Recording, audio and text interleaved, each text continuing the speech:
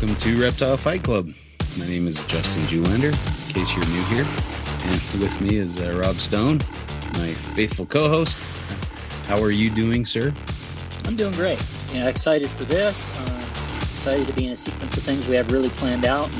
And looks really promising for the first quarter. So, I'm excited. Yeah, good times. And we've got our good friend Billy Sveen back on the podcast. It's always great to have him on. Welcome back, and happy to be here. Thanks for being on the show. Yeah, always fun. Yeah. I was very excited by the message this morning from Keith and regarding a certain something. Gavin's new paper. So it has been officially published, so we can talk about it. Yeah, I looked it up, and it's on the journal website, and so it's very cool. Yeah, formally describing a new species in the Varanus glauerti, the Kimberley Rock Monitor complex. So kind of a cool thing. And this one's really kind of it's a little. I'm really excited to kind of chat more with Gavin and read the article a little more thoroughly. I kind of glanced at it. Had a busy day of reviewing abstracts for an upcoming meeting, but it was it was kind of interesting. But so it describes a new species, Varanus pfeiffi, named after pfeiffi. Named after Greg Fife, right? That's the name there. I'm terrible with names, but I think I do remember Greg Fife's name. Yeah. He worked in Alice Springs, I believe, as like a wildlife biologist. That seems to be what's coming to mind. I guess I should have looked that up. But anyway, so named after him. But this is a fairly limited area where these are found. And they're fairly close to a population that they're referring to as Eastern glauerti that are in Kununurra area. Now, this is exciting to me because I was just there. I saw the Eastern form. I went and looked for pfeiffi, but I was not able to find one. This was if anybody remembers my account of the trip there, this was after I dropped you guys off the airport and I headed out further west over to Kununurra. And on my way out of Kununurra, I stopped at Keep River, that national park there. And that's kind of the center of their range, I guess you might say. And it was ridiculously hot. That was the most miserable night of car camping or trying to sleep in a tent. I tried to sleep in the tent for a while, but every hour or so I'd wake up just blasting heat, and trying to sit in the car, turn on the AC, revive myself a little bit, try to sleep again in the tent. It was not a good night. I was the only one there, and there was a good reason for that. I think they probably should have just closed the place down, but it was nice to see the area. It was a really cool place. Had these insane palm trees that were really, really tall and very thin, and had the leaves up top. It was pretty cool. Some natural palm variants out there, and then the rock, and it's just a beautiful area.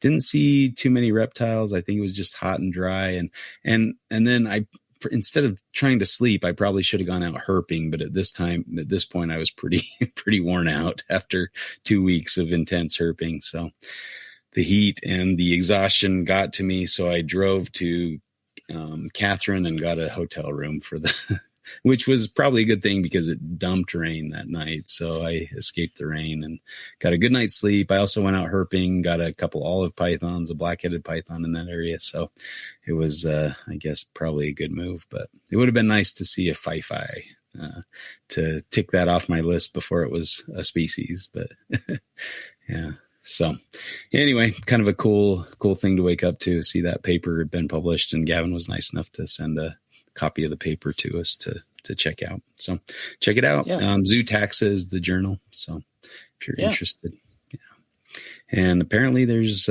more forthcoming, resolving this east and west and things like that. And then obviously the Kakadu glauerti, that's another one that's been kind of the big question mark for a long time. Why are they in glauerti when they're separated by thousands of miles? Well, maybe not. Maybe that's a little over exaggeration, but pretty cool. So more varanid species. Yay.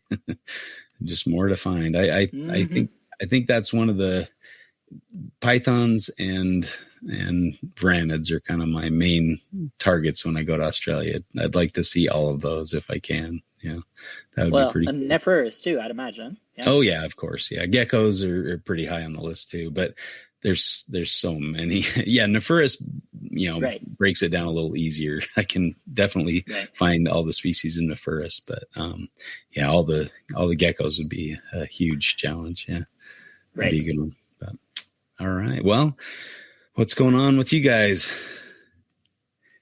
Any? Yeah, mostly the same here. Just busy with work, heading into the new year and all. As I say, excited for this show. The last show we did, this show, the show's going forward, so that's really good. Otherwise, starting to get into logistics for trips and things, which is exciting. Booked a ticket this past week, which is good. So, yeah, just sort of coming out. We're on the back side, right, of our winter doldrums. So, getting excited for it. Yeah, I'm definitely excited for spring. I wish I were in Australia right now herping. That would be much more preferable to sitting out the winter in northern Utah, but good stuff. And then I've got a conference over in Prague. So since Heidi was nice enough to let me go to Australia for my 50th birthday, I'm going to take her on a little European vacation for her 50th. So trying to let her plan out what she wants to do, what she wants to see. At first we were going to drive all the way to England or fly over to England and see, England and Scotland and all that kind of stuff. But she's like, there's so many cool things close to Prague. Why don't we just stay in the area and do all the stuff in kind of Germany and Czechia and all that good stuff. So yeah, I didn't realize they were calling it Czechia. But yeah, I thought it was just Czech Republic, but the maps say Czechia. So I don't know when they made that change, but yeah. So Nipper's like, isn't that a former Russian? I'm like, I don't know. I just looked on the map and Prague is in Czechia. Thinking of Chechnya. Chechnya, of course. Yeah. There we go. Yeah. Good times. Well, Billy, how about you? What have you been up to lately? From reptiles wise, I kind of got the dart frogs all shut down, so they're not really breeding anymore for the winter, which is good. Yeah. I have these little Lagodactylus geckos that are reproducing like crazy. Like I pulled out some of the tubes of eggs and I lost count at 25 because of how the legs are stacked up over the top of each other. Right. I got behind with my schedule of how I was planning on building a big 6-foot enclosure that I was going to release these into. And so they'll have plenty of space eventually. I just don't have it ready yet. Right. So now I've been making up all these like extra 1 gallon enclosures for this like army of tiny little micro geckos. Right. But they're so small too when they're absolutely tiny. Yeah. But I think that was like a big test before I moved them into this big custom enclosure is can I build it in such a way that it's escape proof? Right. And for the babies, because I'm not going to be able to get them reliably out of that enclosure. Right. And so there's going to be eggs, who knows where. But I can, with my building materials, I can keep them contained. So I feel pretty good about that. Cool. But that's kind of been keeping me busy. And then, without getting political at all, Minneapolis is crazy right now. And so that's been keeping me plenty busy. And so that's part of the reason why I'm behind on everything. But it's a busy place. Yeah. Well, I'm sorry to hear. Yeah. It's not fun to deal with for sure. Yeah. It's becoming a lot more important to drive neighbors around and bring them groceries than it is to, make sure the reptiles are fed, but I'm not doing too much more other than that. Oh, shoot. Yeah. Well, it's the times we're living in. Seems the times we're living in. Yeah.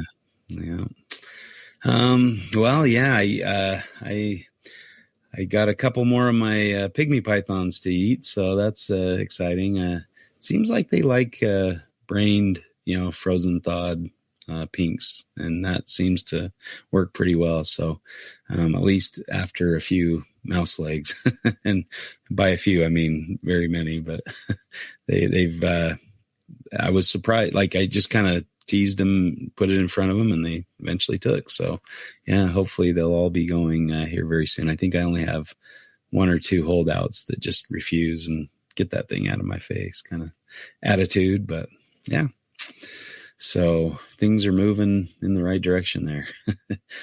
Speaking of getting things, feeding things, it's always a joy when you need to assist feed them. Maybe that plays into our conversation tonight because, this limited food species and prey items. It can be a little bit of a limiting factor in our hobby. Mm-hmm. Yeah. If only someone had an army of tiny little geckos that they just needed to get rid of. No, right. It might be too small even to be food items. Yeah. I've tried that. I've tried to get colonies of a couple different, parthenogenic geckos, and I just like them too much. I don't want to feed them. Feed them to my snakes. So that's kind of a tricky thing too. Would those snakes eat something like that? That small? Yeah, I imagine. Like I had binos geckos, and they range throughout Australia. So, they have a very wide range, and they would definitely overlap with pygmy pythons. So I imagine they would recognize them as a food source and as a prey item. I did have a hatchling Coriolophus crested gecko that was didn't thrive and ended up passing. And so I fed that to I tried to feed that to a snake, but nobody wanted to take it. So I don't know if it was the fact that it was dead or if it was, they just don't recognize it as a prey species because it's on an island many, many thousands of miles away. So fair enough. To say. Yeah. But I don't know. I've heard accounts of people using, small geckos for feeders and with great success. So, I guess I don't know how great I am at breeding geckos and producing a lot of geckos. So I bred a few species, but not at huge numbers by any means. So, yeah. And certainly. Oh, you kind of froze up there. Oh, there you are. Sorry, what were you saying, Rob? Had good success feeding wild brown anoles. Although in light of the pentastome situation and all that conversation, that's probably not necessarily something to continue pursuing. Right. Captive bred would probably be an okay alternative, but the time scales on that. So right. Yeah. I bet those are 10 to 20 times bigger than my geckos. Right. The adults are probably the mass of a medium cricket, in a longer shape, and the babies are significantly smaller. Yeah. And these are the Williams eye? No, they're Conroy. I don't know how people say it. Cameroon dwarf gecko. Okay. They're about half to 2/3 of the length, and so significantly smaller by mass. Okay. They're small. Yeah. the adults are about the size of my pinky, including their tail. Okay. Yeah, that's very, very small. Yeah. And I guess, they're aptly named dwarf gecko. But what are you feeding them? Fruit flies. Okay. And the hatchlings can take down a fruit fly, no problem. Mm-hmm. Yeah. Okay. And then there's lots of springtails and some small isopods in there, but they eat fruit flies. And I always have some gecko mix in there, and they definitely spend time around it, and they eat the fruit flies out of it because the fruit flies congregate around it. It kind of makes them feeding areas. Yeah. But I can't say I've ever seen them go and independently eat that, which is what I hear from other people that have more experience with them, that they're the vast majority of the nutrition they're taking is insects. Okay. Yeah. I guess if you're doing dart frogs, you might as well have that's the other whole things eating fruit flies. Yeah. It's very easy for me. Yeah. Right. Yeah. All right. Well, you've had a paper published recently. So I did, yeah. Why don't you maybe tell us a little bit about it and maybe the process and where you submitted it and how the the process was, it kind of started with me having a relationship with other podcasters, particularly Roy Arthur Blodgett and Dylan Perrin. I remember just when I started listening to podcasts, probably like 2021, 2020, early 2020, 2021, and then going into 2022 when there were more too. I was hearing people talk about things I was interested in, especially I have a background in medical bioethics. And so I like to think about the why behind the things that we do and what the justification is. And so I found myself, depending on how people present themselves on some of these podcasts, messaging them. And so I would comment back and give feedback to Dylan a lot. And then I heard Roy on, I think like probably Lizard Brain, and reached out to him and kept on having back and forth. And so then it's 2021 because that's when I bought our house.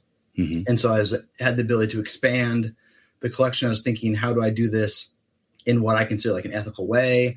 And so I remember sending Roy and Dylan and a few other people like a list of ideas, like rules for myself. And I didn't think they were anything special. I still don't think they're like that remarkable. I think a lot of people have similar ideas. But writing it down was potentially not what a lot of people do. And so that sparked me going on to Roy and Phil's podcast. That was a few years ago now. And then in talking with them, like if you listen to that's the first podcast I was on. If you listen to it, I don't talk about my academic background at all because that felt like I still felt like very much an imposter. Like no one should be listening to me. I don't have any expertise or anything worth mentioning as a person with like one snake and a couple dart frogs at that time. And now I don't have very much more than that now. But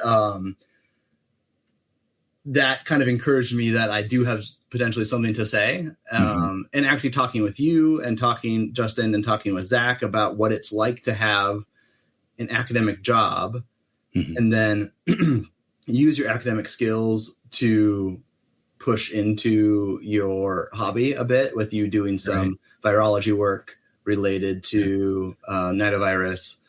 Zach really reframing a lot of his job around like herpetology and zoo science. And then realizing that my boss was pretty receptive to that, I decided I'd try to just write a paper on reptile ethics. So I decided to address this idea of what would it be. People always talk about like, what's the minimum standard? And as gross as a lot of people's gut reaction to that is, as far as like, I want to get away from the minimum. I want to do the maximum. I want to, the minimum is here. I want to run to the other side. Right. That's like a lot of the stuff you see, especially on, like Facebook forums, for example. But it's a useful concept because if we can't define a minimum, then we can't define abuse and we can't define standards by which people should be expected to do something, right? And so we can't define the point at which you're exploiting an animal for profit versus you are maybe not doing something that I would do, but I think it's still reasonable to minimize your overhead price so that you can have profitable company because you do this full time, right? So I think that idea of a minimal standard is incredibly useful to be able to talk about. And often online, it gets reduced to size. Tub size, cage size versus animal size. Exactly. Yeah. Oh, that can fit in this size of a rack, or the joke of like, how many poison frogs can I put in the 20-gallon tank? And like, well, you can put hundreds, but they just won't last very long. I think we, in the 90s and early 2000s, I think we were kind of sold a false bill of goods that, the end goal is to get as many as you can in as little space as you can, and I agree. Seeing, some of these big breeders and their giant rows of racks and just being like, oh, that's the ultimate. And that's what we strive for. It's like, no, that's not what we should be striving for. That's kind of like farming or, And I don't have a ton of experience by the numbers, but I've been keeping reptiles and paying attention since the late 90s. And so I remember when the minimum for bearded dragon was people were arguing it should be a 40 gallon, right? And because a lot of people weren't doing that, and now it needs to be a 4x2x2, but a lot of people are saying it needs to be significantly bigger than that. And I'm not saying that any of those are right or wrong necessarily. It's just like, what's the standard by which you can actually address that? And so that was the kind of the question in the back of my mind. So I didn't want to make an objective set of rules. I think there's some places that have done a fairly good job of that. But if you read it, they have an underlying philosophy about the natural life of the animal that isn't just, well, just because a snake is 4 foot long, the cage should be 4 foot long. They talk about why. And so I decided that I would go about trying to explore like a ethical, logical argument for that. And I started with the idea that it's possible for reptiles and amphibians to suffer and to have well-being. Like those are things that there's a conscious, or maybe not, you could argue consciousness. We don't need to get there. A sentient, like they feel something. There's something that they feel, something that they experience. It's something that it's like to be a snake. And so therefore they can suffer, therefore they can have well-being.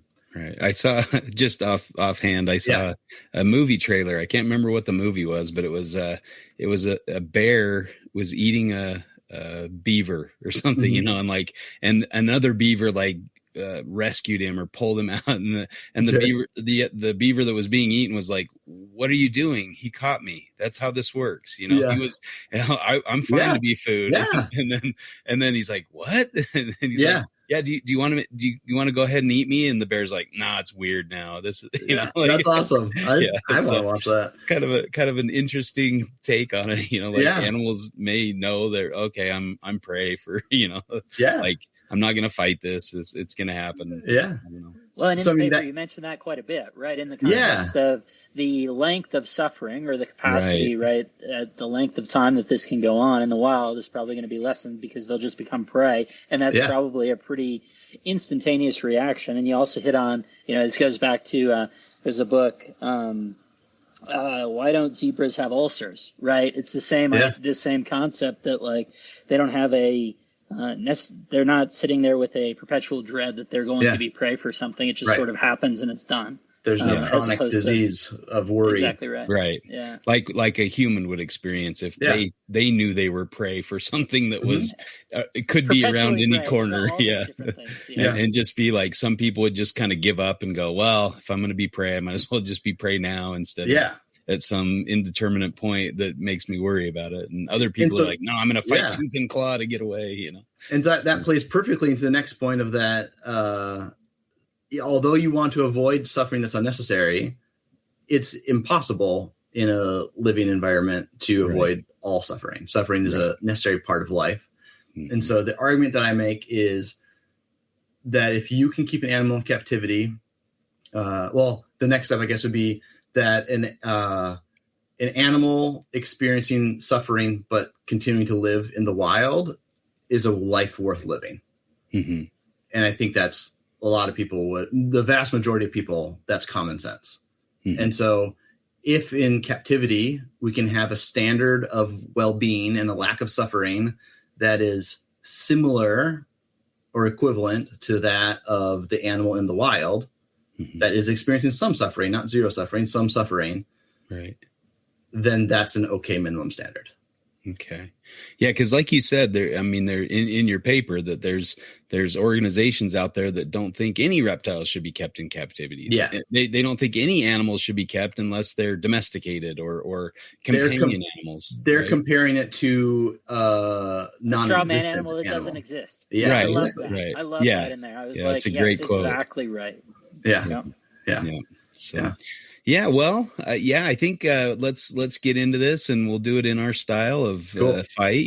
We'll try to kind of pit each, or find the two sides that we can discuss. And I believe maybe what would we say for the two sides here? I'm having a brain fart here. So I mean, I think there's probably lots of areas we could get into, but potentially a big crux of the argument is, can we make it so captivity is better than the wild for animals? Do animals are my dart frogs better off in their enclosure than they are in the Amazon? Potentially a way we could go about it. And then if we get on side tangents, I'm sure that'll be fine too. Yeah. Sounds good. All right. Well, thank you for putting that. Sometimes it's difficult to find, the pro and con or the two sides. So do our captive animals benefit compared to their wild counterparts? Perfect. Okay. Well, Rob and I will do a coin toss real quick to see who gets the privilege of discussing this with you. What do you like? It is heads. I'm feeling it. I'll go with this one if that's all right. Yeah, I'm sure. Of course, you chime in and I have notes, moderate and both sides. Yeah. There you go. All right, Billy. What do you call? Heads. It is tails. All right. So, man, I'm a double winner this week. I'm kind of curious to see, where you come in on the counter argument. So I'm going to have you take that side. And I will say that animals can benefit from being in captivity. So you would be I'm saying that we're not doing animals a service by they should be free. Right. Essentially. Well, shoot, maybe I'm rethinking that. Do I want to take the other one? I don't know. What do you prefer? Take your initial impulse. Let's go with it. Okay, let's go with that then. And we can kumbaya instead of fight at some point too, I'm sure. Okay. Yeah, of course. As we get the critics out there saying we don't fight enough. Yeah, there you go. Yeah. Oh, you're going to get it, Billy. All right.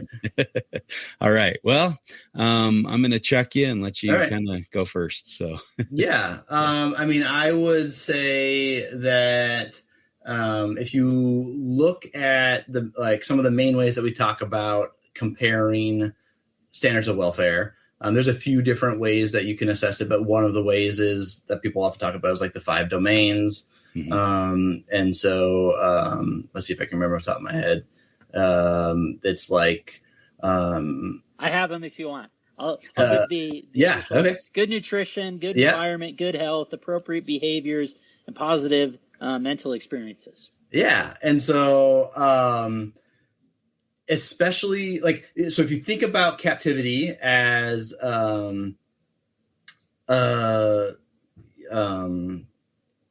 confined and constrained environment, no matter what type of eternal spring you can make it, you are dramatically limiting their responses and their availability to get things. And so if we have, even 10 different food items, how can that compare to the nutrition of the wild? If I have to supplement my poison dart frogs with vitamins every single feeding in order for them to reproduce and produce viable eggs, they're not getting any of that vitamin dusting in the wild. The environment in the wild, how many times do we have animals that do poorly because we get their environmental parameters slightly off, especially when we're trying to keep them in somewhat small spaces, compared to in the native environment, they've evolved to be there for millions of years. And so you can't top it. The animals, yes, lots of animals die in the wild, but the animals that survive are usually pretty amazing specimens. Like they might be lean, they might not look like the nice, robust, somewhat lazy animals that we might have in captivity. So they might look foreign to us, but they're true survivors. And so, right. Is that something that we could even replicate in captivity? There's all kinds of animals that we have in captivity that we think we're doing a good job by, that they can't replicate most of their natural behaviors. Mm-hmm.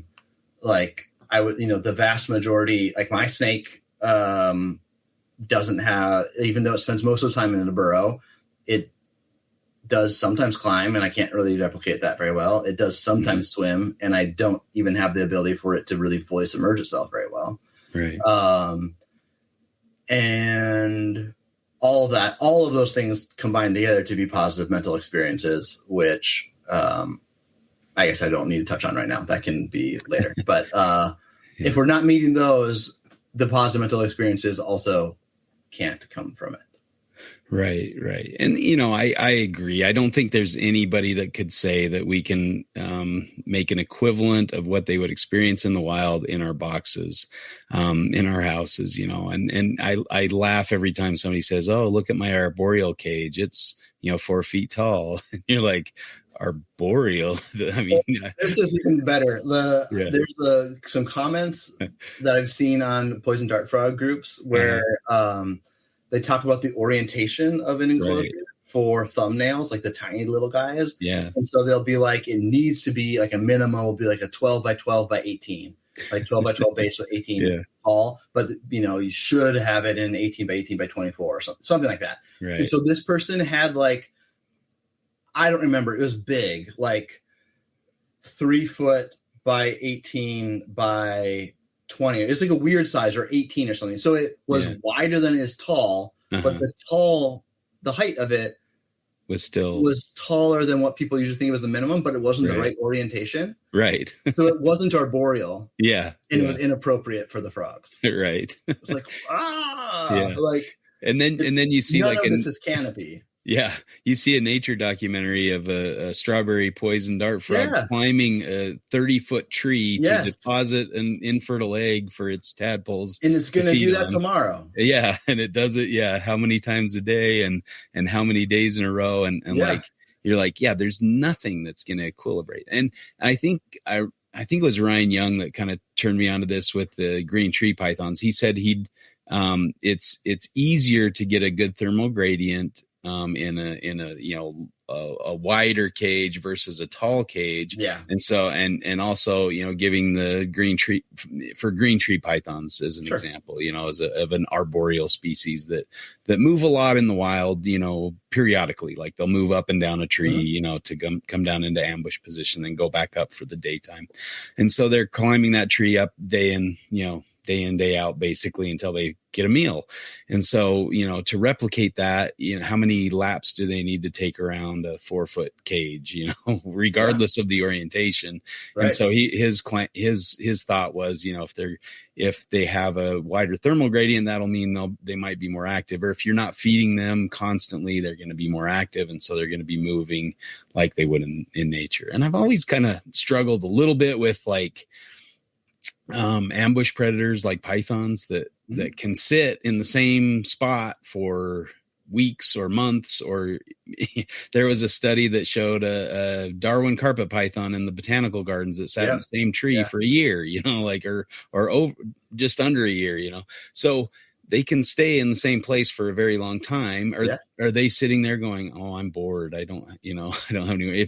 If you meet all their needs in say a confined captive environment, are they any worse off than they would be sitting in a tree hollow for a year? Are we being too precious with our idea of what the wild is? And another, I guess, example of, and this relates to the stress or the the idea that things are going to eat me. I had some Rankin's dragons, little mini bearded dragon cousins, and had them in an enclosure in my house or in my reptile room, and once in a while I take them outside to get them some sun. And man, the transition was like a switch. You put them outside and they were like looking up at the sky. They're bearding out at me, like they're freaking out, like, which they do not do in their enclosure. Yeah. Because all of a sudden, I don't know if it's the UV or the UVA sky above them or, whatever is turning them on, saying, okay, I need to be defensive. I need to be worried out here because something could eat me, something, because when I go into their cage, they'll walk over and climb onto my hand, or they're not bearding out. They're not freaking out. But when I take them outside, put them in a similar situation, they are freaking out. They are bearding out. So, and whether or not that stress is a good stress, right. maybe that's important for them, or, that kind of thing. So I think, they at least recognize, whether consciously or subconsciously, that when they're in their, enclosure in my reptile room, they don't have to worry about predation. Yeah. So, is that an example of, captivity being, more, I guess, better for them in that regard, where they don't have to worry about predation. They don't have to worry about that. Is that a plus for the captive environment, I guess, is kind of my argument there. With the constrained freedom comes some safety.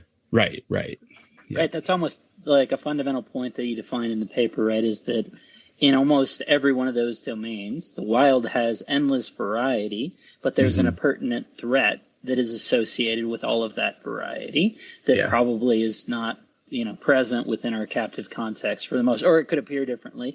I would say the other thing too, just from when you had initially started talking, is it's almost like there's a paradigmatic difference between when we're talking about it in terms of the wild condition. We're talking about selection occurs on a species level, right, or a population level as an organism, whereas in our box, we're talking about a particular animal. And so it's almost like there's a different viewpoint or lens that we're using when we talk about it in the context of a specific animal and its sort of rate of survival within our condition, or if we're talking about the wild and you keep saying, well, the species as a whole, right? But that's if we're looking at it on that same lens of as being comprised of those different individuals, that selection plays out differently. Right. I think this is fascinating, and it definitely is like a bit tangential to what I proposed as like the main argument, but it's a thing that I've been thinking about, so I'm going to dive into it. I think the two main arguments against, like in my paper, one of them I bring up and I think I combat relatively well, is the idea that nature isn't an effective moral agent. And so just because something's natural doesn't mean it's good. That's the naturalistic fallacy. So, just because animals survive in such a way and thrive in such a way, if they're out there killing other animals and being predators, does that mean we need to entertain that as good? And so we should replicate that. Right. So I feel like I wrestle with that reasonably well, but a related aspect of that is that animals experiencing the suffering in the wild isn't good in and of itself. It's good as being part of a system. Right. It's good because it's their population surviving and it's part of a habitat. And so I think someone could say exactly what you're pointing out, Rob. Like, I don't care about the individual bearded dragon that's getting predated and worried about predation out there. I care about the fact that some survive, and I care about the fact that those that don't survive are making the system work, making an ecosystem thrive. Right. And so when you remove an animal out of that, we're not even talking about the same thing.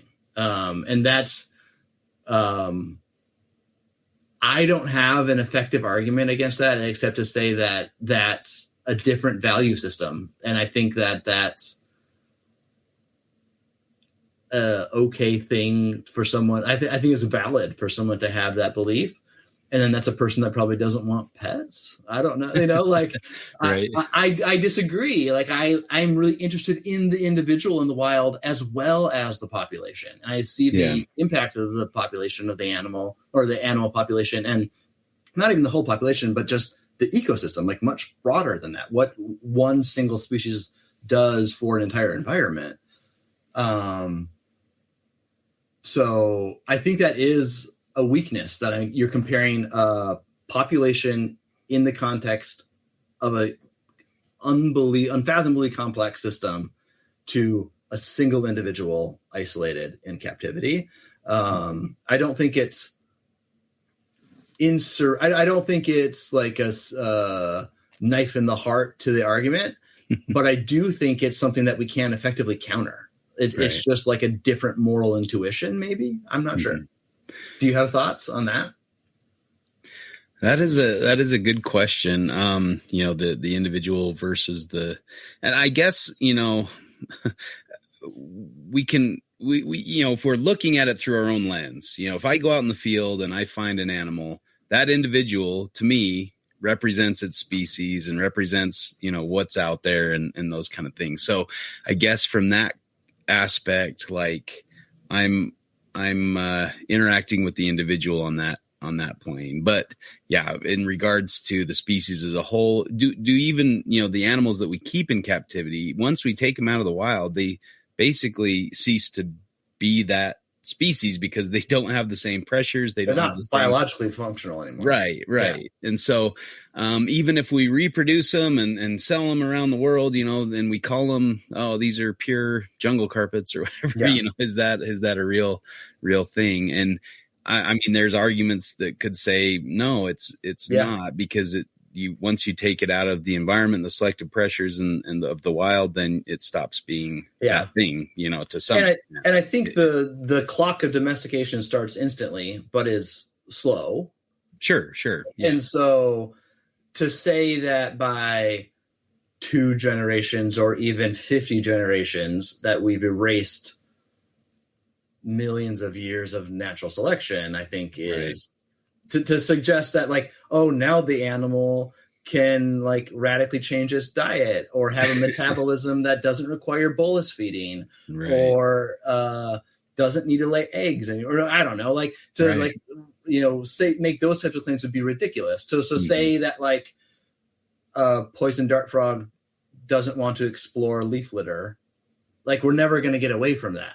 Or to say or maybe we could, but that would be kind of, that would change what it is to be that. Yeah, exactly. And so to compare it to, because some people want to keep up a poison dart frog with a pond, or they'll want all this moss everywhere. But really what they want is a bag of leaves, Yeah. And do the leaves we provide in captivity even give them what they would have in the wild anyway? I think a lot of times we think, I'm making a bioactive enclosure. I'm going to throw a few isopods and put a few leaves in there. And now it's bioactive. Now it's just like nature. But what gives me comfort in the limited times I've seen them in the wild, but then the much bigger time that I've watched videos of them in the wild, is that the way they behave on leaf litter in the Amazon looks very similar to how they behave in the enclosure, right here and right here and right there. Yeah. They're doing the same things. And so even though some of these are many generations removed from the wild, they still have that same evolved behavior. And I think we'll probably always have it. So to me, I'm not saying the nature is a moral agent, but the natural history is a compass of what it's going to be like to know that I'm providing the environment for them to have an appropriate well-being. Right. And I think too, some species are more dependent on having that more naturalistic environment. I think dart frogs are a great example. If you don't have them, I mean, I think they can still, do their thing in a very basic, You can keep them on paper towels. Right. I mean, certainly, especially when I'm in work, I think for it's way more work, way more work. Right. But if I'm inundated with froglets, I'll put them in deli cups with coffee filters for a few days, because then I don't have to worry about I can get their sizes to, frogs that are a couple weeks apart coming out of the water. If I put them in a big enclosure, I need separate enclosures. But if I keep them in small enclosures, I can get them all to a relative size within a month and then put them all together. Right. And so I'll do that. But you have to change those things out a lot. But there are people that breed a fair amount of frogs that keep them on filter foam and in sterilite bins. Right. And not, very few plants, if any, or they're all fake plants, or, like you need to provide them cover, but it doesn't need to look nice. Right. Yeah. And it needs to be high humidity without being particularly wet, which is tricky, but not that hard to do if you have the right materials. Doesn't even need to be that expensive. Yeah. Filter foam with like some wet leaves, some dry leaves, and inside a sterilite bin with a few holes poked in it. Like, it'll work. Right. I wouldn't want to do it. Yeah, exactly. It kind of, and I think, that kind of maybe gets to part of the argument or is, a lot of times we're keeping these things in captive environments for our enjoyment, for our interaction, for our, being able to watch them. And I mean, I think people have different goals. I mean, obviously with the morph craze that has, I might even say plagued us for the last, 20 years. I mean, there's arguments of whether or not we should cull the ones who don't carry the mutant gene, because they have no worth in the hobby or whatever. And, that's kind of as, some of the extremes that we've seen in the hobby and people have maybe even considered doing that, to keep the market strong or, to get the best price out of this or that mutation or whatever, And so I think, people's goals in this definitely are different. And for me, I love their natural history. So I want to see, some of that aspect of it, or I love to see them in the wild. So I want to kind of see them every day kind of thing, rather than, once every 10 years or something, for hard to find species. But, and I think you and I, and you too, Rob, are all well aligned on that. I don't think you necessarily have to be a good reptile keeper. Right. But I do think, people will describe this as like a selfish endeavor. And I think there's a grain of truth to that, but that's not the word I would pick. I would say it's human centered or, anthropocentric, that it does focus on our interest. But I think as long as we're not exploiting the animal, it isn't. Selfish isn't the word I would use. I would say that we are, because if we have appropriate respect for the animal, we are we're using the animal in some way. Yeah, but we use each other all the time. Sure. And we are spending time and energy and money to keep them happy and healthy or whatever. So if you have any type of input. If you are participating in a capitalist economy, you are being used for a value. And that doesn't mean it's necessarily bad, right? Like, right. In a lot of cases it is, but in a lot of cases it is, but like, I mean, I think a lot of people like to work, that is like a human thing. Sure. Yeah. And so,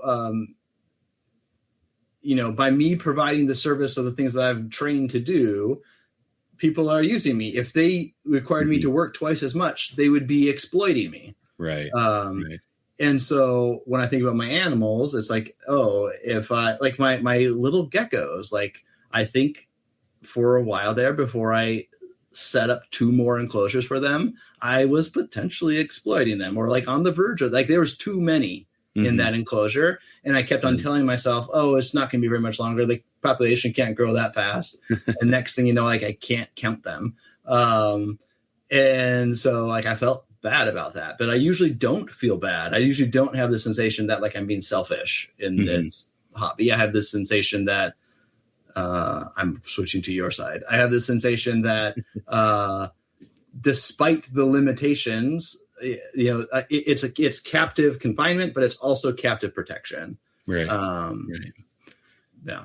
And captive care and captive interest, that kind of thing where I love it. You're motivated. You're passionate about keeping them alive and thriving and doing well. So you can show everybody, hey, look at my beautiful pet and that kind of thing, or give other people the opportunity to work with them. Yeah, even today in the hospital, I work as a physician, as a pediatrician, and I was in the hospital, and one of the nurse practitioners I work with was asking me about my animals, and a nurse was like, what? And like, just like overheard and like very curious. And so I was like showing her pictures of poison frogs. Like, is it legal to keep poisonous frogs? And I was like, well, they're not actually, so you like just talk about all these things. And we talked a little bit about like conserving the rainforest and so, like, and I bet that was a person that was sympathetic to all of that before. So I'm not going to pretend I'm changing the world by any of this, but there's external benefits to participating in herpetoculture. Mm-hmm. We just have to make sure we're not taking advantage and exploiting the animals to achieve them. Yeah, you don't really care about what you don't experience, and if all of a sudden there was a law that said no more reptiles can be kept in captivity, I think we'd have a huge loss because people wouldn't be able to experience them in that regard. They wouldn't be able to have the joy of watching them thrive or the sorrow of watching them, pass because of their neglect or their not doing it right or not getting something right or having something go wrong that they didn't anticipate. Those kind of things all play into it. And I think that's what makes us strive to do better or strive to protect them in their natural habitat so that we can one day go see them in the wild or, those kind of things. I think there's a lot of benefits that can come from us keeping them. Yeah. Yeah. Absolutely. And one of the things that I really liked about your captive equivalence standard idea, right, was sort of your first point of what does it require? And it's studying the natural history of the animal to even engage in the conversation. I do think there's a ton of utility to that.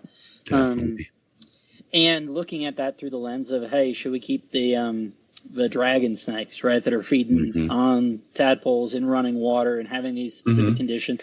And the idea that this, taking this approach, you're going to have to look at that. That's going to be a much more challenging standard to meet where you're saying, okay, I could satisfy this threshold, again, even if we're looking at it on a species level or a population level, as opposed to that one in the box. And that brings up naturally, right, in the context of those dragon snakes, wild-caught animals. And what is there a differential in terms of our responsibility to be meeting or exceeding that threshold in the context of wild-caught animals, if you want to use that as a jumping-off point?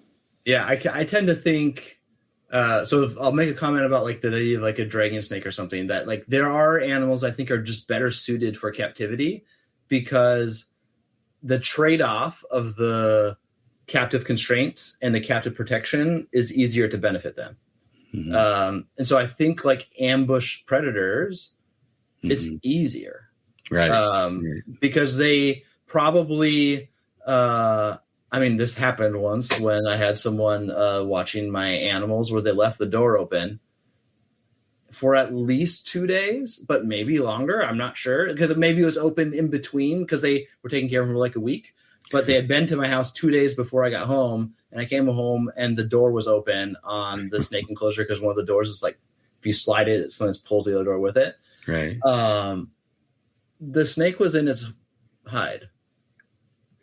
Like it didn't leave. And I'm not going to replicate that on a nightly basis, but so to some degree, like, and so often when I see her moving about, I just open the door and let her come out, and then she explores, and then she stops doing that. And so I feel pretty good about that. But compare that to like an indigo, or not even necessarily a big snake, like a garbage whip, or like something that's like diurnal and visually oriented and more of a foraging animal. That's why I think it's a lot of why people are like simplified to like lizards versus snakes camp. Right. It's like because you're simplifying it to an animal that is usually an ambush predator versus an animal that usually is a more foraging type animal. Right. But even within lizards, like the difference between a lot of active agamids is quite different than like a nocturnal gecko that is much closer to an ambush predator. Right. So I think there are some animals that are just much more suited for captivity. Doesn't mean you can't meet the standard for a reticulated python that's like fairly active, massive snake. It's just going to be way harder than even like a Burmese python. Right. That is similarly massive. but not nearly as hard as like an anaconda, because then you have to figure out the water too. But right. But that could also be an easier thing too if you have a pool, and you're really good at pools. Yeah. But yeah, so wild caught animals. Yeah. I think I would suggest that the same standard applies, and that it's just much harder to meet. And so if you are taking out like a subadult or adult animal that is like, conservatively the 1 in 20 that survived, but maybe like the 1 in 100, 1 in 1,000 that survived to that spot, depending on what kind of animal you're talking about, right? Because to have a stable population of an animal over a long course of time, every reproducing pair needs to be replaced by just one reproducing pair. It doesn't mean that no other adults survive. They just don't survive to reproduce. They might be around and not reproduce. So if you're talking about bullfrogs that are producing thousands, their survival rate is dismal. If you're talking about a snake that only lays a few clutches probably across their lives, and clutches are single digits, now that's a much higher number, but it's still really low, really low percentage of survival. So if you're going to pluck the animal out, that is their lived experience is to fight to survive in this world, and they're already adapted. There's the idea of adapted to a natural environment that is genetically programmed, but then there's also like the learned behaviors that we know animals have. And so it's pretty clear that animals have a different stress level just by being born in captivity, or a stress tolerance. Right. And so I think, how many times do you hear that like this animal will nose rub or do all these things if you have it in an open container or a transparent container? And so people have to like black out windows and limited visibility, but then their offspring don't do that. And so I think the standard for keeping not all, but probably a lot of wild animals, if you use the same standard, it's just harder to meet for a lot of wild caught animals. And so we should probably not do it unless you're fairly good at it. So like you've already kept captive animals, you have looked at what it's going to look like, take care of this animal, and you're willing to put in the effort for it. And then probably it should just be people that are doing it for the purpose of establishing a species or getting new bloodlines in, or like specific locality type projects. Because I think inherently, even if you're abducting them, kidnapping them, whatever like emotive language we want to use, you're taking them from the wild, but you then provide the right trade-off of security versus their confinement. You could still theoretically do it. It's just going to be way harder. But, like doing that for a tree frog, like might be easier than doing that for a coach whip or something, Right. Yeah. I think it goes back to what species you're dealing with. And, I guess we think about the wild and we think, okay, they have a much broader range of insect prey or prey availability, but they also have many times where there is no prey, where they starve to death. Yeah. And they have very difficult time finding food or water, that kind of thing. And I mean, you see things out. And they kill each other out of competition, not because they want to eat each other. Yeah. Yeah. They want to breed the female, and this guy's in the way. So I'm going to get rid of him or, tear him up a bit. And, but you also see like snakes peeling stuff off the road that's been hit, and it's basically beef jerky, rotting in the sun, and they're going to eat that, or they're drinking from a horrible pool of water, stagnant, gross, disgusting water full of disease, bacteria or something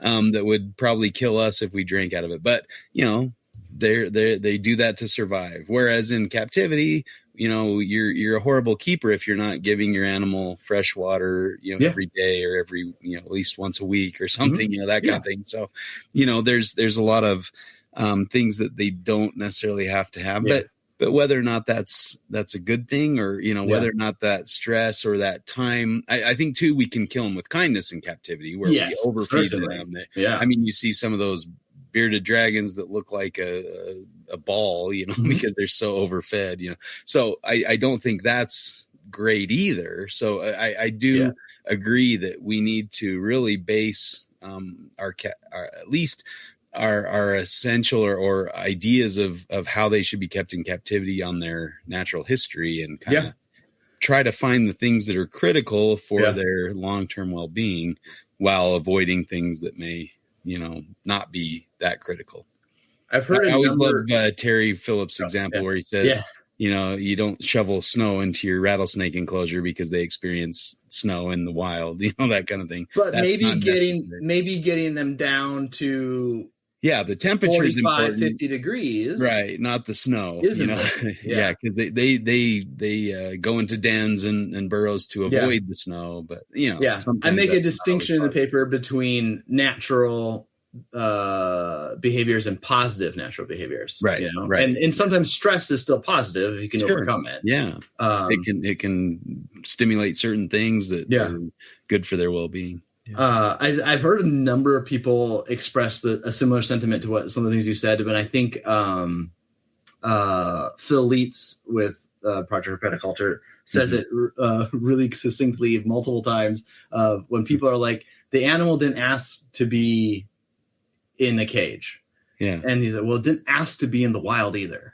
Right. Because you don't need to spend much time looking at how brutal it can be out in the wild. And the types of, I think it would be clearly to the level of abuse for outside of like true mistakes, right? For an animal to die of exposure, to die of heat, to die of drought, to starve to death in captivity, right? Those are things that should not happen.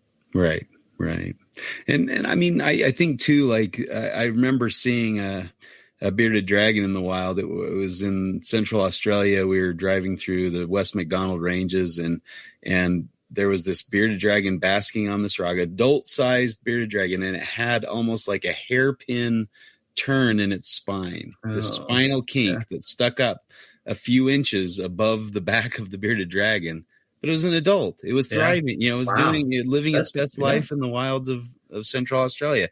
So I'm like, if that was a captive animal, they probably would have euthanized it, that kind of thing, because it looked strange, or it looked odd, but that was kind of an interesting thing. Like, not every animal that's, missing a limb or, have some growth or something is going to get picked off that easily, Obviously, this thing survived for at least a year or two to get to that size. So kind of a cool thing.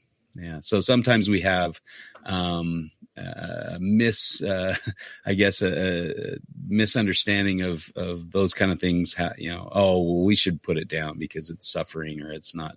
Well, I don't know. Maybe there is something to that, but this thing in the wild didn't seem to be suffering. He's out basking and looking for a food item, something.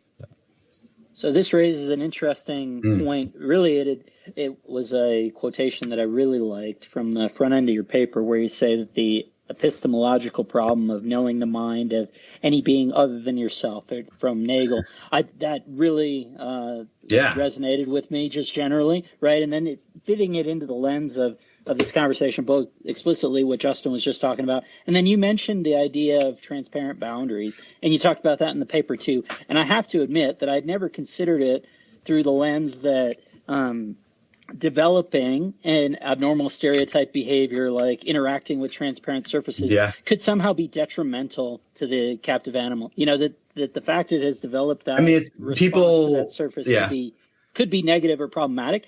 That's just not the way that my paradigm of the world works. So that was a new kind of an expansive idea. So it's like a fairly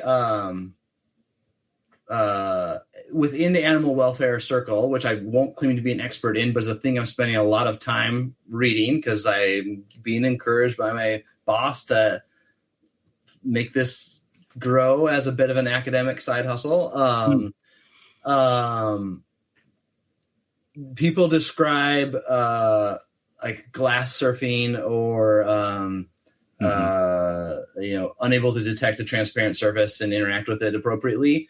And when they start to stereotype it and like go back and forth, the same way they'll talk about putting the same stereotype category as like a big cat pacing in a too small of an enclosure. Yeah. And that similarly, like big snakes, like pushing, when it becomes almost, and I have no personal experience with it, but from hearing people, it does sound like it becomes like if they have they're in too small of an enclosure, they're too hot, they start pushing. And then even when you fix that problem, some of them just keep pushing. Right. And so it does seem like something psychologically changes for some of these animals because of some degree of chronic toxic stress potentially, and potentially lack of stimulation, some combination of those things potentially. I think in case people aren't familiar with epistemology or Thomas Nagel, Thomas Nagel's a philosopher who I think does such a good job of talking about important topics in the common sense way. And so his, it's actually like kind of like a small book. I'm going to maybe not say exactly right, but like, what is it like to be a bat? Is an incredibly good read. A similar one would be, I think it's called Crotalism. I forget, but like, what's it like to be a rattlesnake? Essentially, like, what's it like to see heat? Yeah. It's very much after Thomas Nagel, because Nagel's like in the 70s is when this article is from.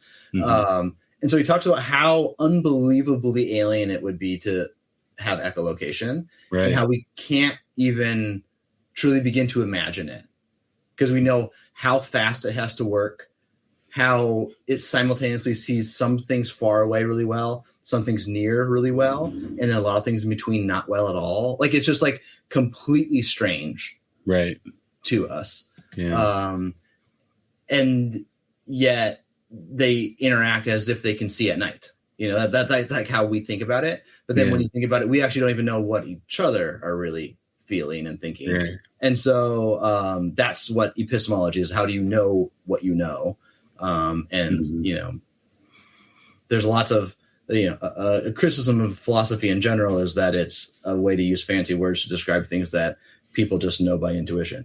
And so, a lot of it's assumed that like, we just have to like pick starting points of this is what we're assuming people know, and we move from there, and so this is like assuming a lot of empiricism of like the way I see the world is the way the world functionally is, even if it's not like actually that way.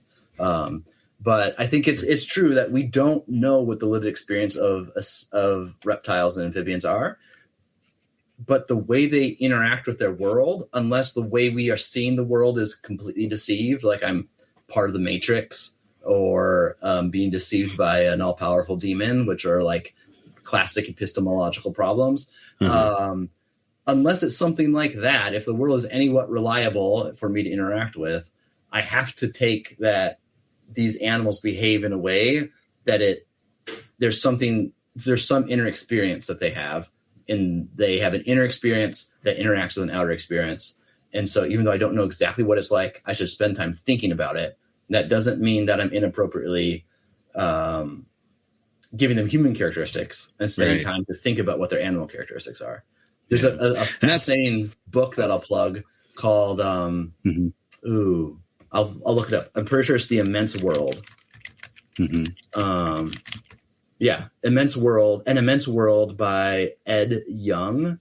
How Animals' Senses Reveal the Hidden Realms Around Us. It is an unbelievably good book. The best book I read this last year. And it goes through like sight, touch, smell, but then goes into like electrosense, magnetic sense, and all like echolocation, all those things, and really shows how we see everything through vision. Like our senses are so dominated by vision that we neglect so much of the world and probably to the detriment of the natural world quite a bit. Yeah. It's really interesting. That's cool. And I mean, as humans, we're really good at making up things, like, I know, my kids know exactly what their siblings thinking or why they did something, we invent these stories about, what's happening. And I think we do that with our reptiles in a lot of ways too. And, some extreme examples, like I guess there's always the joke that, you're not going to go to Outback Australia and see a hammock and, fake grass or something in the outback. No AstroTurf. Yeah. Right. so I think we have this vision of what an animal needs, and we think, putting him on that fake grass is going to make him feel more at home, more what they want to feel or whatever. So, and I think that's just naivety, not understanding their natural history to some extent, but I think that's just human nature to another extent. We're good at that. We're good at making up things to explain why we're doing something or why we're the hero, and somebody else is the villain or those kind of things. If I'm going to get back on my side of the fight, I would say that, there's the possibility that even though some of us could meet this standard and can make it so that in captivity they could benefit, how many people do we think that is compared to the amount of people that eat reptiles, right? Like if you're talking about the average ball python, bearded dragon, crested gecko, corn snake, green iguana, sulcata tortoise owner, how many of them are meeting this standard? And I don't know, but I think I'd be discouraged if I really looked into it closely. I mean, the straightforward approach is that doesn't discount the fact that I can do it, but I do feel like there's some obligation there that I should try to improve that. That's maybe a little bit of my effort here is like, I'm going to make some academic stuff out there and then maybe other people will pay attention and maybe it'll start to change things. I don't know. But like, some people can do it, but if 25% of people aren't doing it, I think it might be like the opposite. Like 75% of people aren't doing it and aren't meeting a reasonable standard. How do we square that? Right. Well, and I think an idea that's presented in the paper is maybe the way to square it is taking this as a reflective practice rather than being a binary meeting or not meeting, but rather as a pursuit, right? And so that even if amongst that population, if you can encourage the idea as an end to pursue as a reflective practice, there's, utility and value in that, so that it's not a function of is everyone doing that or are they, meeting that threshold. It's if they're even aware of it and kind of considering what they're doing through that lens. I think there's actually utility to that, and that's probably a benefit of putting this material out there is even just encouraging the idea. And I do think in talking with people that like this happens too at work, like we have a leopard gecko, and then we start talking about it, and then I'm never trying to like preach to people about like how old's a UV bulb or but often if they're engaged and asking questions about it, if there's something that comes up where it's clear that this would benefit their animal, they're usually pretty happy to do it. And so that does give me hope. I just feel like, to me, sometimes it feels like there's these herpetoculturists, whether you're like actively breeding animals, but you're like, you're engaged in the community and trying to advance some aspect of how animals are reproduced in captivity. And then there's a pet keeping side that is, I think, significantly bigger. And a thing I think about is how do we combine those so that animals benefit? And I don't know that any any one thing is going to be a constant either. I mean, I think we all go through a roller coaster of, when we're keeping animals where, maybe you're tired or you're overwhelmed from work and you just don't want to mess with it. So you just kind of let it go. And they're reptiles. They can handle it, non-care for a little while, or you misread it or construe things, or I think it changes from week to week in some regards, where your activity or your interest level, and then you get reinvigoration. So I got to get out to my reptile room more often. I got to hold this animal. I got to see this thing more often. So I do think this is kind of a little bit of a backtrack of the idea that we don't perceive the world in the same way they perceive it, I think potentially makes us miscalculate this, of being so sight-based, but like we don't even have the same vision. Like the fact that they see UVA and almost no one provides a reasonable amount of UVA to the animal unless they're outside. We even have access to the, we don't have access to the sun in a bulb, So I mean, some of those get shortchanged some way. New, like the Fauna Lux, I haven't personally used it, but I've heard good things from people that do use it.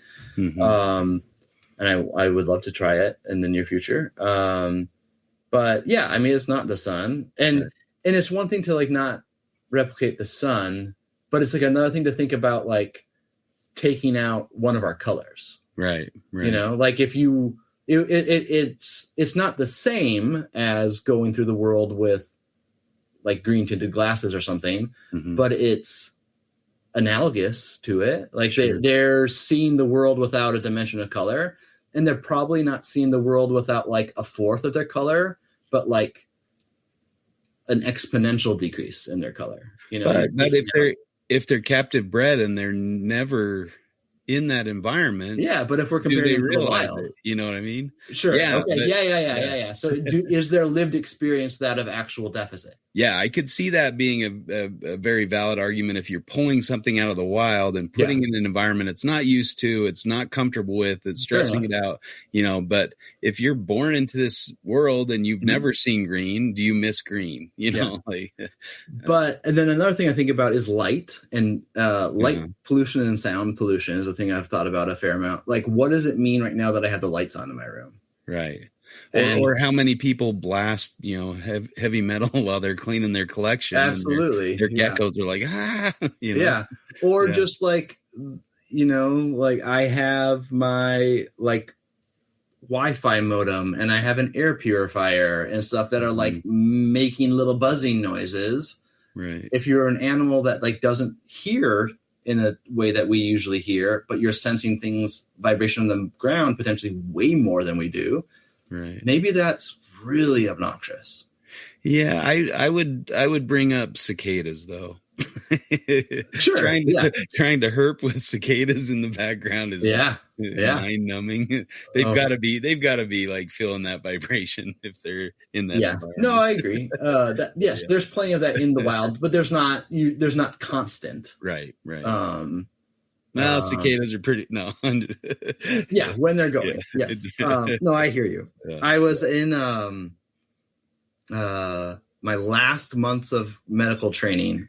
Of fellowship was in Cincinnati when Brood 10 came up of cicadas, periodical cicadas, not like the annual cicadas. Yeah, it was unbelievable. It's actually a thing that kind of inspired me to start an Instagram for my my animals as another tangent here, because I was documenting it. Like, this is wild. Like, this is like unlike any I've ever experienced. So I was making all these like Instagram stories and posting them to like my personal Instagram. And then I eventually saved them and then started my reptile Instagram. And I was like, I think I like telling people little stories about nature. And I know I don't want any more pressure than that. But like I find it fulfilling because it was like some of the craziest times of being out in my neighborhood were those like 2 months. Right. And experiencing those things, even, it's one thing to have that, in the flesh, that's next level. But even like watching, Planet Earth, I just remember sitting just transfixed, watching those Galapagos racers chase down hatchling iguanas and trying to grab them and eat them, it was incredible footage. And I don't know, nature is far and away the most fascinating thing that we can enjoy, I think in some ways, but I think about animal sense of smell and how what does it mean for animals that can probably smell each other in a room full of other snakes or other animals, but they don't actually ever interact? I don't know. They seem comfortable, but is it because they're used to it? Would it be much better if we didn't? Like, if we could invent smell-proof barriers, would it be better? Right. And their own smell too. I mean, I remember watching. What does it mean that we do full substrate changes? Right. Or like a complete disinfection of a tank every time they use the restroom. It's like, oh man, that's a little overkill. But or gut microbiome. How much does that play a role in? Because it plays a huge role in humans. I mean, you can have personality changes because of gut change, gut microflora changes. There's all sorts of crazy science behind that. Yeah. So. And I don't know. I have some feelings behind this, but the little geckos I have, there's like some folk husbandry around the idea that the babies do so much better when they're with the parents because they poop. Right. And I'm sure that is true of it, that they get inoculated. But I think some of it might be because they're not a cannibalistic gecko. Right. They do quite well in colonies. And they, if you're going to put a baby that can fit on your thumbnail in even like a 1 gallon enclosure, you can't really find it. And so then to make like an appropriate size gradient in like a 16 ounce container is almost impossible. And so then you like cook them or you do all the wrong things. And so I feel like that might be, but all that to say, you'll find people that keep these geckos that say they need to be with their parents' poop in order to live. I mean, you do see that with tortoises. The young often eat their poop or their own poop or whatever poops around. And I mean, rabbits need to do that in order to get the nutrients out of their meal. They have to eat it a couple times to get the stuff out of grass. That kind of thing. So, but at the same time, if they're captive bred, do they even have the microflora that they that they would have in the wild? Absolutely not. But like just they need to have that basic level. That's hard to say. I think there's some utility in thinking about the idea of like pre-industrial humans and comparing us to them, right? Like the fact that we are much more sedentary, that we have like thoroughly disrupted our circadian rhythm, that we live in dense populations, and so the levels of contagion and stress to our immune system is so much higher. Like, I think those are probably objectively bad, but by like quote unquote domesticating humanity, we've had a huge health benefit in longevity benefit and lots of benefits outside of it. But you find lots of people being like, how do I eat in a more primitive way? How do I like move my body in a way that maintains things the way my ancestors would have? How do I, maintain my joints, and how do I interact with other people, and how do I like make a tribe without being, and still be inclusive of other people? Like you hear those people that are like, how do I engage in the things that we've evolved to do, because we didn't erase that in 500 years. Right. And is it inherently better? We might have traded heart disease for taking medication, taking medication for, not having those issues. Yeah. Put the statins in the water, I say. Right. Right. But does that mean our caveman ancestors Yeah. were better off, But, maybe if we didn't, by the Smilodon or whatever, design our cities around parking lots, and we actually walked places and biked places, and we made cities like that, right? We actually would be a lot better, and we'd have the best of both worlds. So, I think there are humans are supposed to move. Humans are supposed to move. Yeah, and so arguably, I'd say like a poison frog is supposed to hunt through leaf litter, and ball python is supposed to sit in ambush for days at a time. And hognose snake is supposed to eat a toad, but how many captive bred hognose snakes eat toads? So I think there is some plasticity in that. But also I would say like a hognose snake is supposed to burrow through loose substrate and attack from that way, and spend a lot of time thermoregulating in the dirt. Right. And I do think they can have issues if they're not set up properly. They get those what growths or swelling around their cloaca, where their spurs would be if they were pythons. That area, you can see issues that way if they're not kept on a proper thermal regimen or substrate. Those kind of things do happen. Yeah, it's hard to say. I mean, we call them poison dart frogs, but they're not even poison in captivity. Are we feeding them what they need if they don't get their poison? I think that's valid. And what do we have to grow some beetle with? Isn't it like a certain beetle that has I think it's lots of things, like mites and all kinds of stuff, right? Or like the idea of I steal the eggs from them. I don't have any that would completely raise them by themselves, but all of them will transport them. They'll transport the tadpoles, and I don't let them do that. Right. They clearly come back and check on the site. Are they mad? Are they sad? Those are very clearly human emotions, but to take that out, like that, I'm being evocative there. Yeah.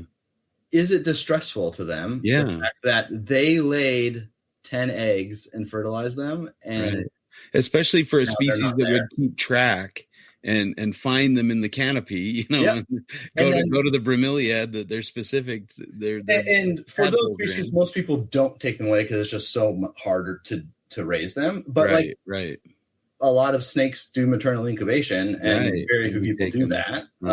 It doesn't seem like it distresses them, but it's I think those are things worth thinking about. And there are some species in the wild that actually leave their clutches if the conditions are right. They'll leave them early to get a head start on the next breeding season. So it is hard to assign value one way or another. I think that's why you need to know that natural history, that type of knowing that some will abandon them for their own benefit when the conditions are good. Yeah, says a lot. Right.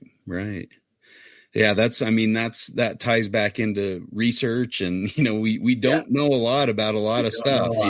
Even some of the more common things that we interact with are almost like have a familiarity bias where we're not going to study them because we already see them all the time. What do we need to know about those things?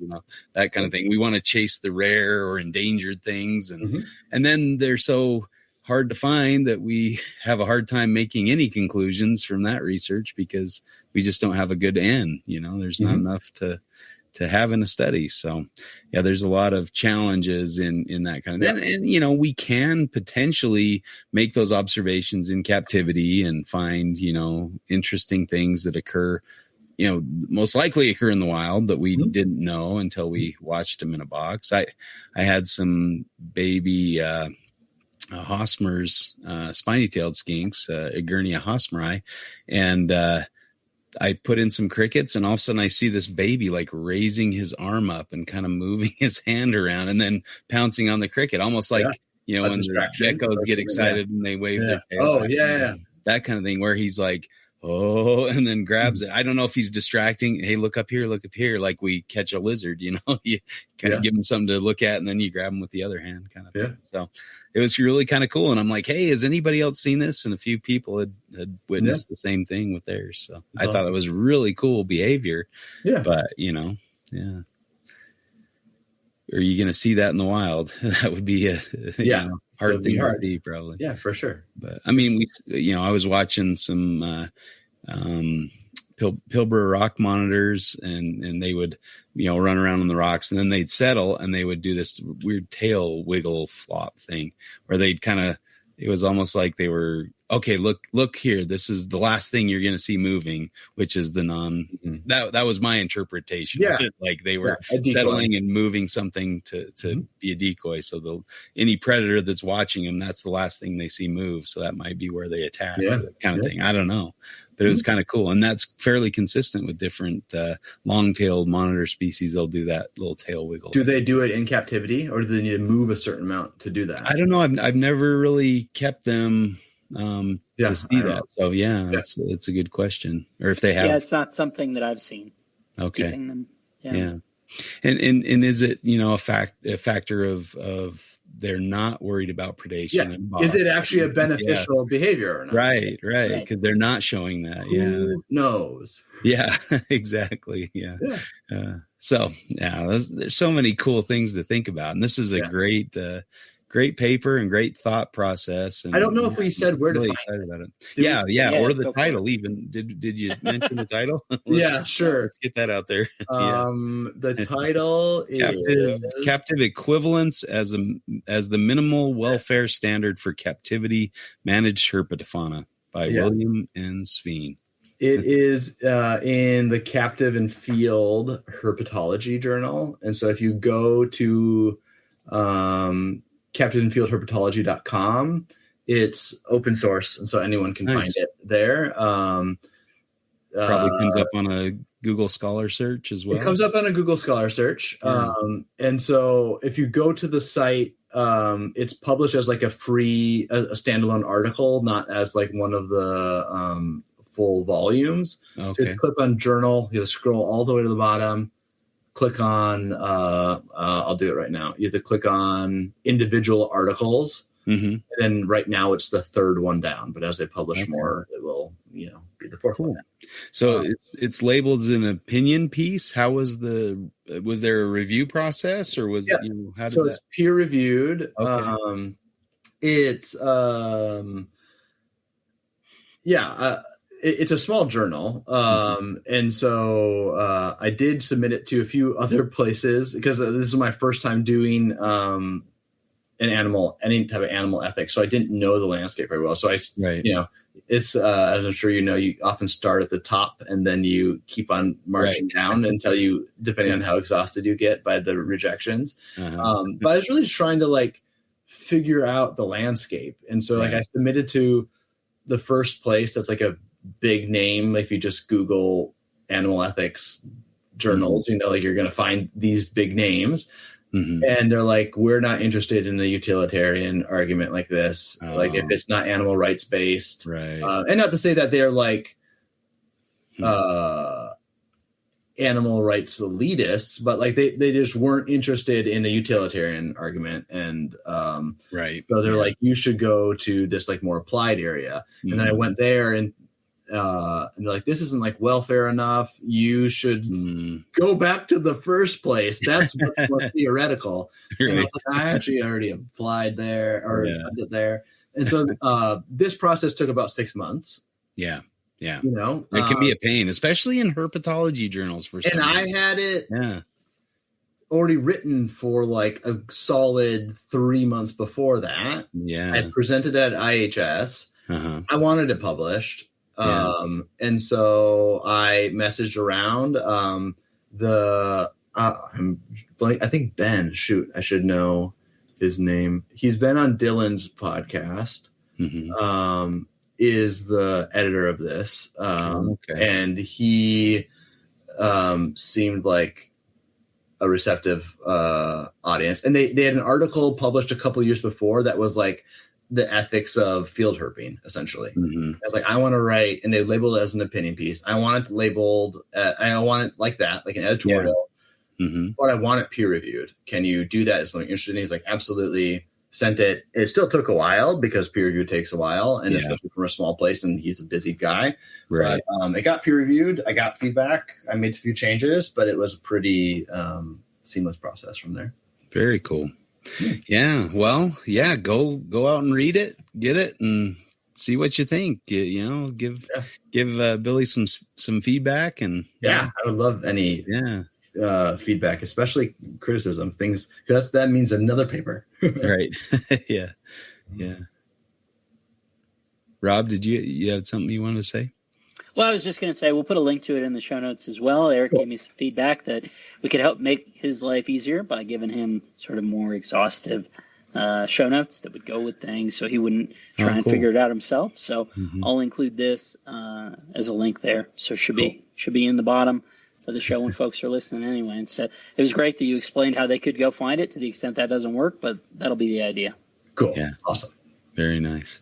Yeah, it's always nice to. I mean, you provided us a link, and it was easier just to click on it rather than having to go find it. And I guess not in this case, but some papers have paywalls. This is open. Way too many. Yeah, so it's hard sometimes to find it. That was the case with Gavin's article. That's why I was glad he provided that. So if your tax money is providing for most of the science, whether directly or indirectly, you should be able to read it. Right. And I think a lot of people may not know that when you are submitting an article to an open source journal, it's often much more expensive to publish.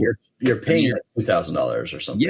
Yeah. A couple grand to publish an article in a journal that is, so that's a tricky thing too, like, should we have to pay to make it available to everybody kind of thing? Or I guess the alternative is they pay to view it, and that's maybe not the best either. So it's kind of a crazy thing. I guess you can't have a journal for free. Right. But somebody's got to pay somewhere. It's only the very best journals that can be that, I think, diamond status, where it's free to view and free to publish. Those are very difficult to publish in. Oh yeah. Like New England Journal of Medicine and stuff. Right. Yeah. Science or Nature, those top tier journals. Yeah. Well, awesome discussion. Any other final thoughts, or did we cover it all right? I'm sure there'll be other things we can bring up at a later date and have you back on. It's always fun to have you on. You're a great person to discuss things with. Very thoughtful and thorough. Yeah. It was fun, even on your recap episode, hearing, I think it was the first one that we had done, had come up on the last one. I was like, oh, this is fun to hear Rob interject some different perspectives in there. I was like, oh, I like this. This is good. I love the format of the show. It's a fun one. Yeah, it's there's a never-ending source or supply of topics. So that reminds me, if anybody listening has an idea or wants to expound on different ideas we've explored before, hit us up. Let us know what you want to do. We can either debate it without you, or you can come on and debate it with us. So that's always the question. Do you want to come on, or do you want to just have us fight it? So but we appreciate you listeners and their ideas as well. So it makes our job a lot easier. And also, if you have ideas for people that we can get on, and I mean, Rob's done a fantastic job of rounding up folks to come on the podcast, and I've kind of gotten a little lazy and late as of late, but I try to book a few shows here and there, but it's very, very helpful if there's somebody you want to hear come on and fight. That'd be great. I don't know, any cool things in the realm of herpetoculture or herpetology that you've heard lately that you want to share? I listened to Nick. He did the Expert and the Idiot, and I'm about halfway through it, maybe 2/3, something like that. Yeah, he did make the statement that when have humans ever come together to make the world a better place? And I would argue that chlorofluorocarbons and the ban on those, which patched the large holes in the ozone layer and made the world a better place. That's a great example of that. So it does happen, Nick. There's never a never in science, I think. As ever, right? Yep. So, but yeah, really, really good listening to Nick talk about prehistoric animals and some of the cool megafauna that used to. There's a lot of fun stuff there. Yeah, good stuff. Any other cool things? I mentioned Gavin's paper. That's fun, but always cool to see new species described. Absolutely. I've been enjoying the Frog Rack podcast, which I know is not snaky. It's much more amphibian based by the name, but a newer podcast by Joe, who has like a really interesting approach where he's essentially like off-grid homesteading in the Northeast. So provides all of his own water, all of his own electricity. And so he has like a very different, like, so he has like animals, like, so all of his newts are like in his basement and like cycle naturally down there. And like, it's really interesting how his approach to it. That is cool. He's had me on there, but he's had a lot of other more impressive people than me that can talk about their collections and lots of really interesting insight into how he goes about things. Wow. Did he go on Amphibicast some time ago? Maybe a year? Maybe he definitely went on Not Another Reptile podcast. Okay. Okay, because it sounds familiar. Yeah. It talks about how he can't have like more tree frogs because he can't have heat on them. You know, he can only have so many tropical enclosures. Okay, cool. Interesting. Well, cool. Check it out. One really cool thing that I watched this week, and I would recommend watching it on YouTube because it's really fast. At least it was really exciting for me. It's Chris Aplin's podcast. This one? The Varanus Vault podcast episode 29 goes over the Varanus tristis, and he's got a field herper on there that's seen a lot of these forms and been to a lot of the areas that is involved in the paper. But they talk about a recent publication that kind of breaks down Varanus tristis, where there were once two subspecies. Now there are two species, Varanus tristis and Varanus orientalis, and kind of breaks down, where those lines were drawn and the reasoning and kind of the characteristics of the two species. So another new Varanus species, which was a long time coming, I'm sure, and there's probably more to be done there. Tremendous range on that.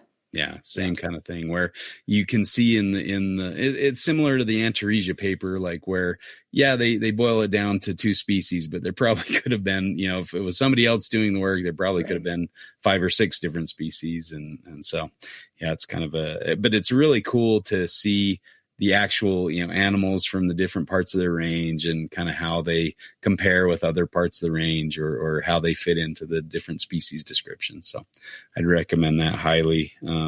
Chris does a good job with that and his guest, trying to think of, or find the name of who that was. But anyway, you'll see if you go watch it. Sorry to whoever the guest was. I'm terrible with names, but come on here and we can fight about it. Fight about his name. Yeah. I did start it, so it should be here bearing in mind. But then I heard, you should watch it on YouTube. So I haven't quite got to that point yet. But Will, but his name's not in the thing. Scott. Will Scott. Oh, Will Scott. Yeah, that's right. Because I kept thinking I have a friend over there who's also a Scott, last name Scott. So I was like, I wonder if they're related. But yeah. I also listened to Stephen Tillis on that other network. Talking MJ interviewed. That was Stephen the one Tillis. Lucas was talking about on Coffee and Coffee. Yeah. That was a fun show too. Yeah. Listen. Yeah. Well, and I interjected a little bit back. As a commentator on that, so that was pretty good. I would have too if I would have watched it live. I just saw it come out. I'm like, I didn't know about it. But yeah, there were a few comments were like, if you only knew a virologist. Yeah. But if only. Yeah. Stephen Tillis. No, this is the Carpets and Coffee with Eric and Owen and. Did you say Stephen Tillis or you didn't? Stephen Tillis was on the Lucas had Trap Talk hearing network. That show. Oh, I see. Okay, once removed. I was like, Stephen Tillis is very articulate about viruses. I met him at IHS this last year. Oh yeah, he's a great guy. Rode on the bus from Iguanaland together, and I picked his brain for the whole time. It was fantastic. Yeah, we published the paper together. Guy. Yeah, I know because you were on his like scholarly or like dissertation committee, right? No, I was on Lucas Lee's dissertation. Okay, that's what I'm getting confused on. Yeah. I know you've worked with Stephen before. So. Yeah, but we published a paper with Robert Ossoboff, and we did the antiviral side of things, and they did the viral, propagation and cell lines and things like that. So, awesome, yeah, fun stuff. Lots of good stuff out there. It's always hard to keep up with everything that's going on. So, but that's the way it goes, I guess. Good thing that there's always more information coming out, always new podcasts to listen to, always yes, indeed, fun to do. So, all right. Well, where can people find you? Get in touch or Instagram, Creepers Herpeticulture is the place. My stuff goes over to Facebook, but I don't really check that very often. So Instagram is the place for that. Okay. Yeah. Cool. All right. Well, chat with Billy about his paper and awesome. Yeah. All right. Well, as always, thanks to Eric and Owen and the Morelia Pythons group, and we will catch you again next time for Reptile Fight Club. See you later.